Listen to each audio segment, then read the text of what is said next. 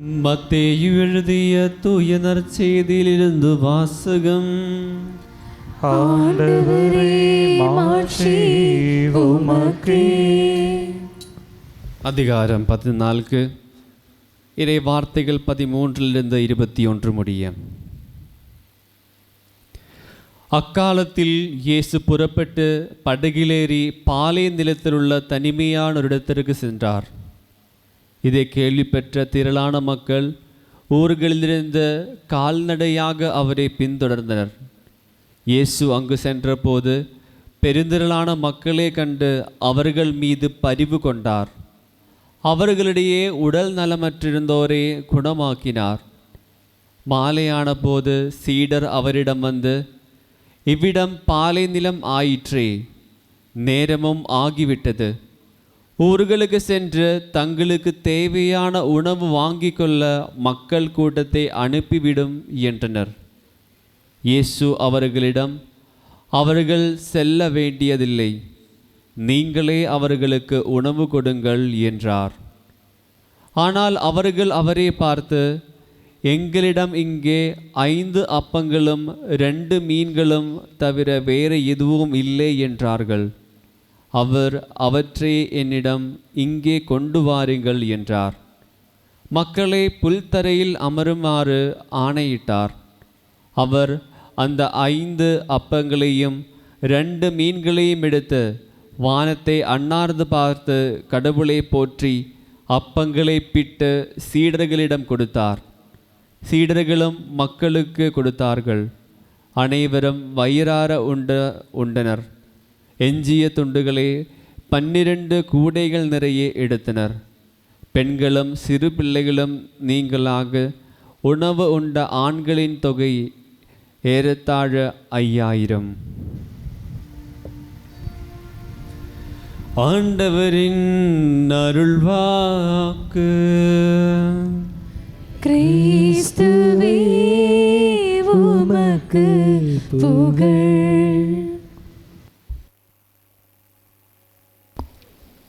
இரு இயேசுவில் அன்பார்ந்தவர்களே, இயேசு தமது பணிவாழ்வில் செய்த மிகப்பெரிய ஒரு அற்புதங்களில் ஒன்றுதான் இன்றைய வாசக பகுதியில் நாம் வாசித்து கேட்டது.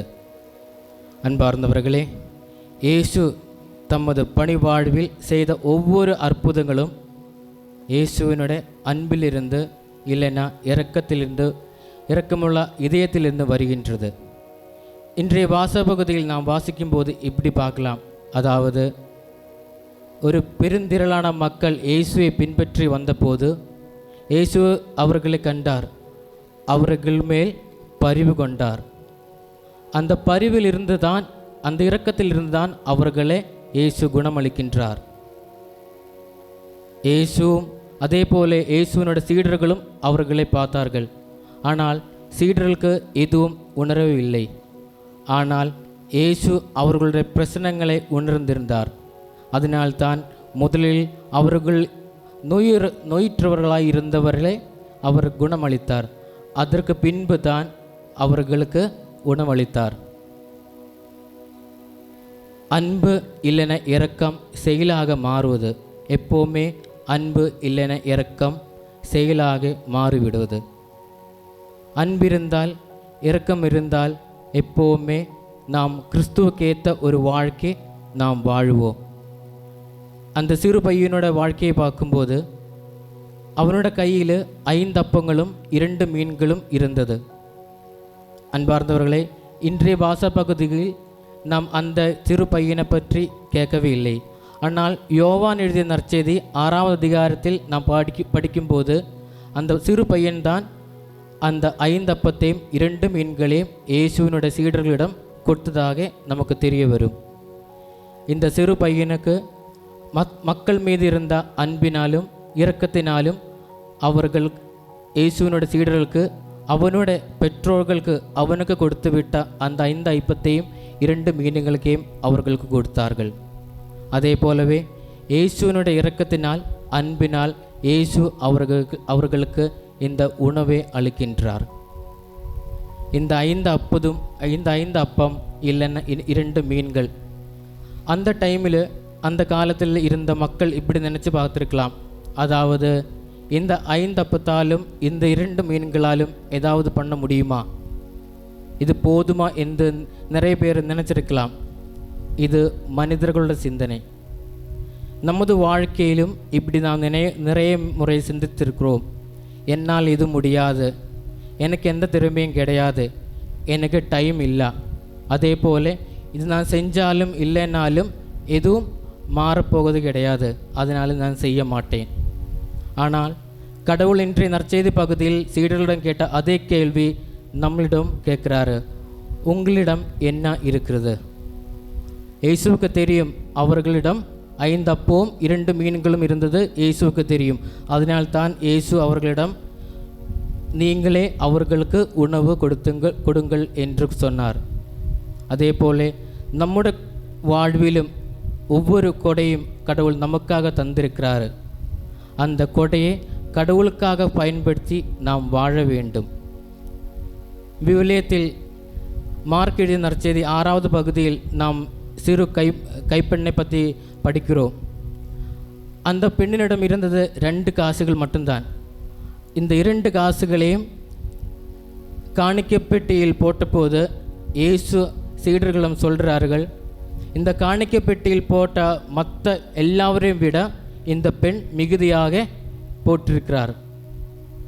முழுமையாக கடவுளுக்கு ஒப்பு கொடுத்த போது கடவுள் அவர்களை நிறைவாக ஆசீர்வதித்தார். புனித அன்னை தெரேசா கல்கத்தாவில் தமது பணியை ஆரம்பித்த போது அவர்களுடைய கையில் செல்வமோ இல்லைன்னா கெட்டிடங்களோ, பெரிய கெட்டிடங்களோ அதிகாரமோ எதுவும் இல்லை. இருந்தது 2 விஷயம் மட்டும்தான். அதாவது ஆண்டவர் மீதுள்ள நம்பிக்கையும் அதே போல ஏழை மக்கள் மீதுள்ள அன்பும். இது 2ம் கடவுளுக்கு ஒப்பு கொடுத்து தம் பணியை ஆரம்பித்த போது கடவுள் அவர்களை ஆசீர்வதித்து உலகம் முழுவதும் தெரியும் அளவுக்கு அவர்களை பெருக்க செய்தார். இப்போவும் அவர்கள் ஏழை மக்களுக்காக பணி செஞ்சிட்ருக்கிறாங்க அவங்க கான்கிரிகேஷன். நமது வாழ்க்கையிலும் கடவுள் ஒவ்வொரு கொடையும் நமக்காக அளித்திருக்கிறார். ஆனால் கிறிஸ்துவ மக்களாக நமக்கு எல்லாருக்கும் இருக்க வேண்டிய ஒரு கொடை இருக்குது. அதுதான் அன்பு நிறைந்த இதயம், இல்லைன்னா இரக்கம் நிறைந்த இதயம். இந்த இதயம் இருந்தால், இரக்கம் நிறைந்த இதயம் இல்லைன்னா அன்பு நிறைந்த இதயம் இருந்தால் மற்றவங்களை மன்னிக்கிறதுக்கும் மற்றவங்களை அன்பு செய்வதற்கும் மற்றவங்களுக்கு ஏதாவது ஒரு உதவி செய்வதற்கும் நம்மளால் முடியும். கூட பிறந்த சகோதர சகோதரிகள் நம்மிடம் ஒரு உதவி கேட்டால் முழு இதயத்தோடு முழு மனசோடு நீங்கள் செஞ்சு கொடுக்குறீங்களா என்று யோசித்து பாருங்கள். முழு இதயத்தோடு இல்லைன்னா முழு மனதோடு நீங்கள் செஞ்சு கொடுக்குறீங்களா, இல்லைன்னா மற்றவங்கள் பார்க்கறதுக்காக, இல்லைன்னா நான் இது செய்து கொடுக்கலைன்னா மக்கள் என்ன நினைப்பாங்க என்று யோசித்து நீங்கள் செய்து கொடுக்குறீங்களா? உங்களோட ஒரு ஃப்ரெண்டு உங்களிடம் ஒரு உதவி கேட்கும்போது நீங்கள் ஒரு பேருக்காக செய்கிறீங்களா, இல்லைன்னா அவனை அன்பு நிறைந்த இதயத்தோடு முழு மனசோடு அவனுக்கு செய்து கொடுக்குறீங்களா என்று நினைத்து பாருங்கள். பழைய ஏற்பாடில் ஆபேல் காயினுடைய கதை நம்ம அனைவருக்கும் தெரியும்.